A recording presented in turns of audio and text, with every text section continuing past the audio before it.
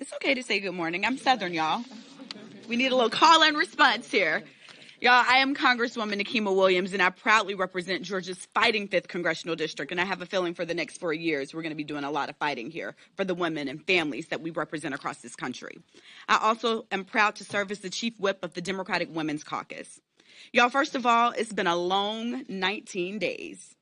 It's hard to imagine that it's only been 19 days, but every day, every woman up here and every woman of the Democratic Women's Caucus has taken on this fight to stand up for the women and families in this country.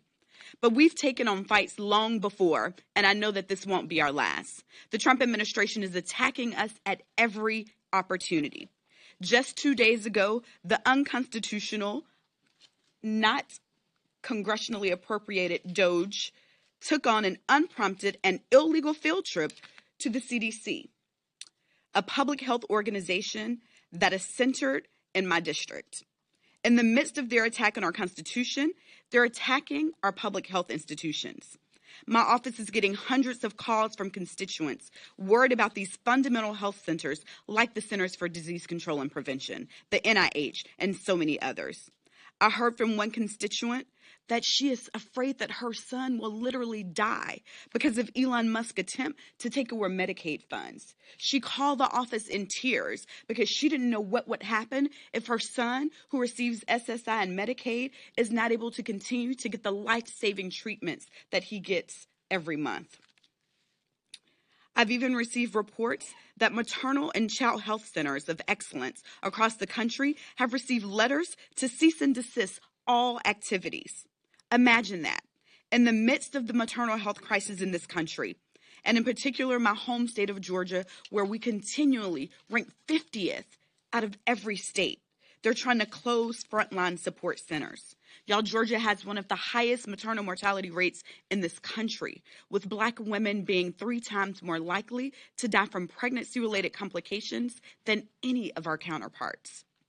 This administration is sending a loud and clear message. They want to take away our reproductive freedoms, and even more than they already have, they don't care how it affects our health or our lives. They've removed reproductive health resources from the Health and Human Services webpage, and Trump pardoned people who had illegally blockaded a reproductive health clinic, telling America that it's okay to harass people seeking the care that they need and deserve. And they've supported legislation that will prosecute healthcare workers for providing vital treatment to mothers. Y'all, I worked for Planned Parenthood for over a decade before I came to Congress, and it's the stories and experiences of the women that I served during that time that I carry with me each and every day, and those conversations guide my work as a member of Congress. As we see an assault on all forms of reproductive freedom, the need for full and equitable access to contraception is at an all-time high. That's why I'm proud to co-lead the Right to Contraception Act that we just reintroduced this week, because until Congress passes legislation protecting access to contraception, our work is not done.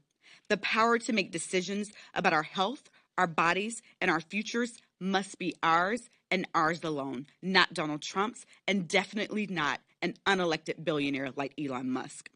Without the interference of any politician, especially those unelected. And now I am proud to turn it over to one of the newest members of the Democratic Women's Caucus who is in this fight with us, Representative April McClain Delaney.